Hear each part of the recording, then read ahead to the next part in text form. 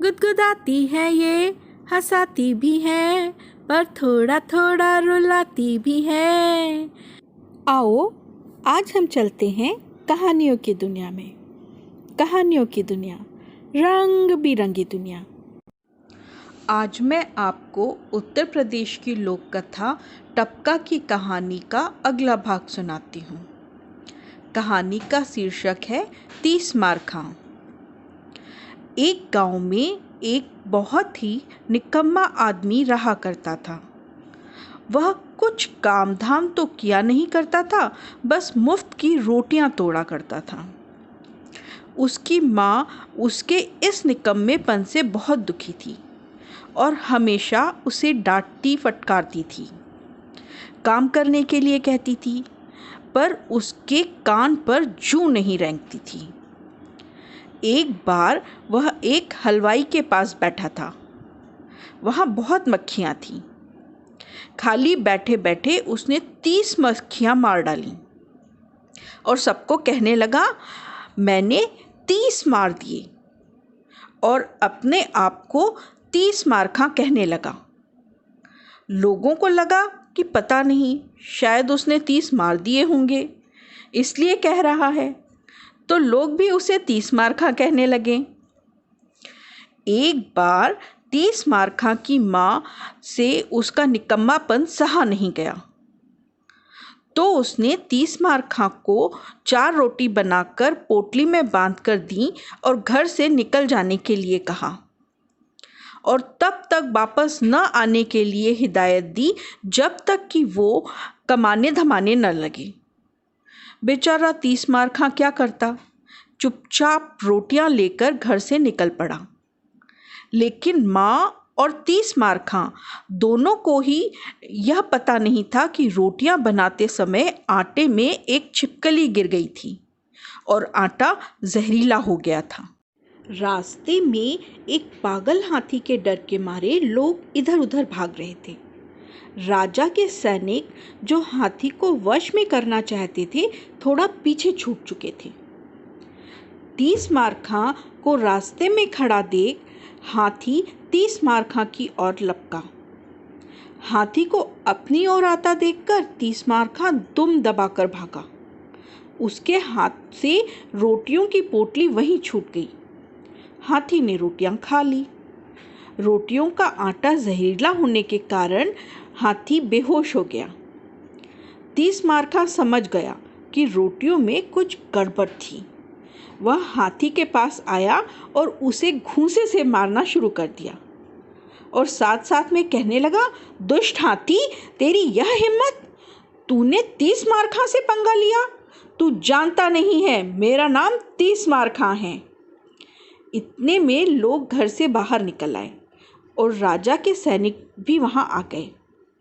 सब यह देखकर हैरान थे कि एक निहत्थे 30 मार खां ने घूंसे मारकर एक हाथी को गिरा दिया। इससे पहले कि हाथी होश में आए, सैनिकों ने उसे बांध दिया। 30 मार खां की जय जयकार हो उठी।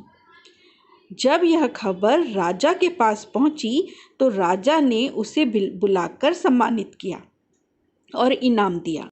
इस बात के कुछ दिनों बाद राज्य में एक आदमखोर शेर का आतंक छा गया। राजा ने तुरंत 30 मार खां को बुला भेजा और 30 मार खां से उस आदमखोर शेर को पकड़ने के लिए कहा। सफल होने पर अच्छे इनाम का वादा किया और असफल होने की सूरत में कड़ी सज़ा देने की बात कही। सज़ा की बात सुनकर 30 मार खां का चेहरा उतर गया। सजा के बारे में सोचते सोचते बुझे मन से वह अपनी घर की ओर चला। गांव के पास पहुंचते पहुंचते रात हो गई। अभी भी गांव कुछ मील दूर ही था कि बारिश होने लगी। उसने सोचा, क्यों न पास वाले गांव के कालू कुम्हार के घर से गधा ले लिया जाए। इससे वो जल्दी घर पहुंच जाएगा और सुबह गधा वापस कर देगा। यह सोच वह कालू कुम्हार के घर की ओर चल पड़ा। बड़ा अंधेरा था, हाथ को हाथ सुझाई ना देता था। उधर बारिश से बचने के लिए शेर ने कालू कुम्हार के छज्जे के नीचे शरण ले रखी थी। अंदर कालू कुम्हार की पत्नी कालू कुम्हार से कह रही थी कि उसे राज्य में आदमखोर शेर के आने की खबर मिली है, वह बहुत डरी हुई है। कालू कुम्हार बोला, भगवान टपका आ रहा है, मुझे शेर का नहीं टपके का डर ज़्यादा है। यदि टपका आ गया तो सब गड़बड़ हो जाएगी। यह सुनकर शेर के कान खड़े हो गए। उसने पहले भी एक बुढ़िया से टपके के बारे में सुना था। टपका ने उसके सामने बंदर की पूंछ भी नोच ली थी। वो सोचने लगा कि टपका अवश्य ही कोई बहुत खतरनाक चीज़ है, जिससे कुम्हार शेर से भी ज़्यादा डरता है। तभी 30 मारखा कुम्हार के घर के बाहर पहुंच गया और अंधेरे में गधे जैसी आकृति उसे घर के बाहर खड़ी दिखी। अब इतनी रात को कुम्हार को क्या परेशान करूं? बिना पूछे ही उसका गधा ले चलता हूँ, सुबह आकर लौटा दूंगा।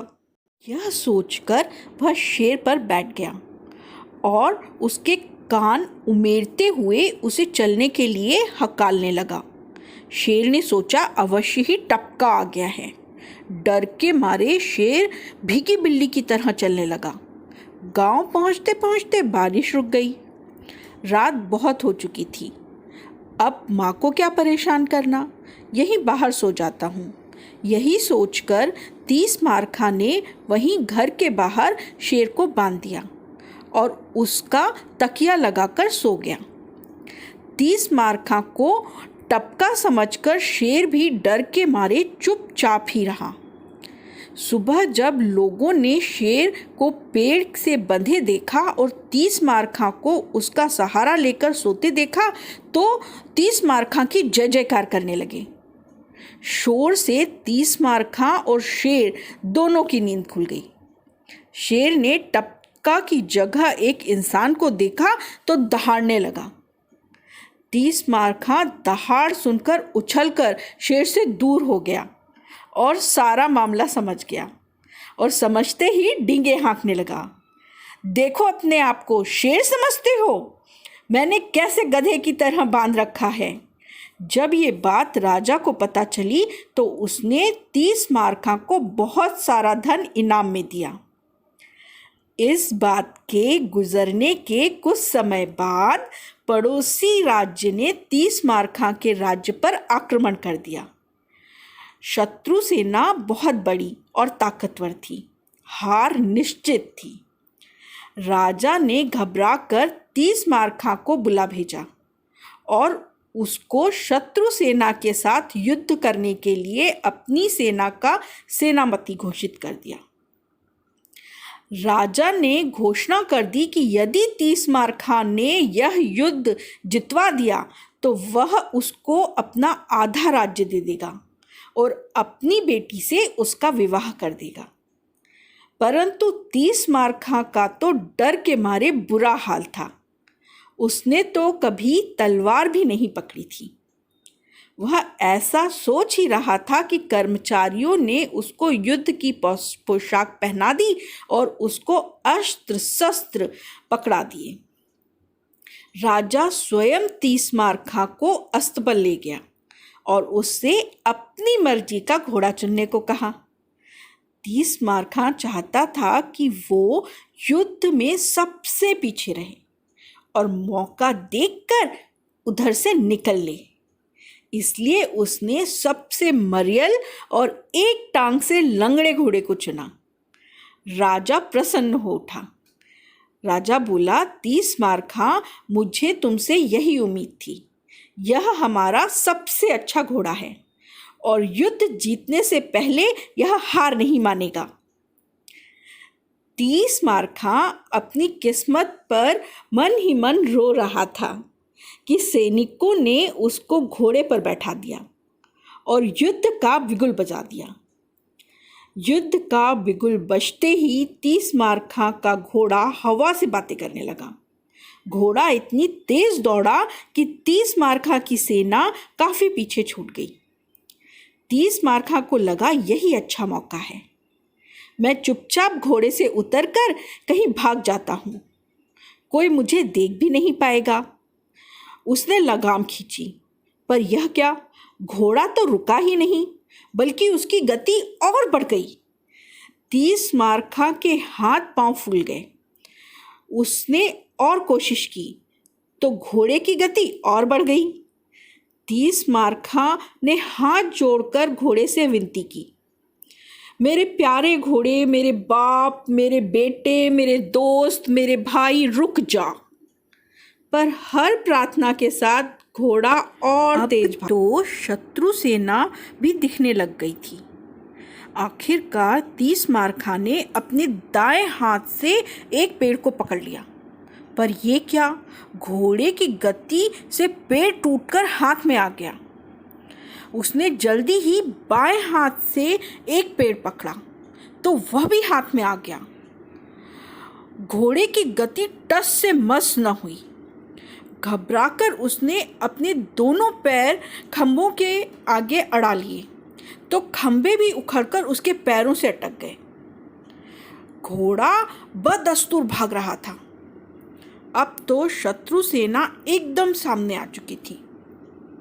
जब शत्रु सेना ने देखा कि एक आदमी अपने दोनों हाथों में एक एक पेड़ लिए और अपने दोनों पैरों में 2 खंभे लिए उन पर बड़ी तेज गति से आक्रमण करने आ रहा है, तो वो घबरा गए।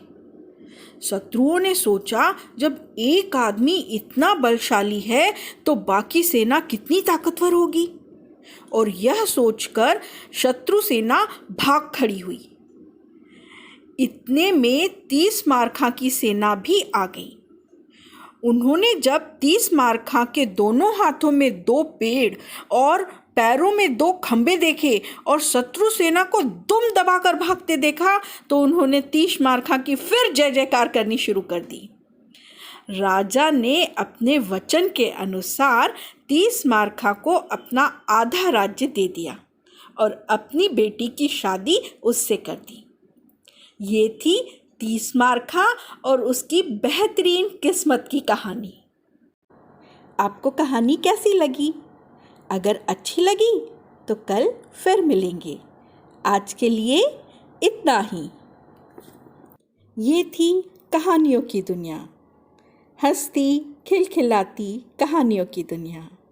गुदगुदाती है ये, हंसाती भी है, पर थोड़ा थोड़ा रुलाती भी है।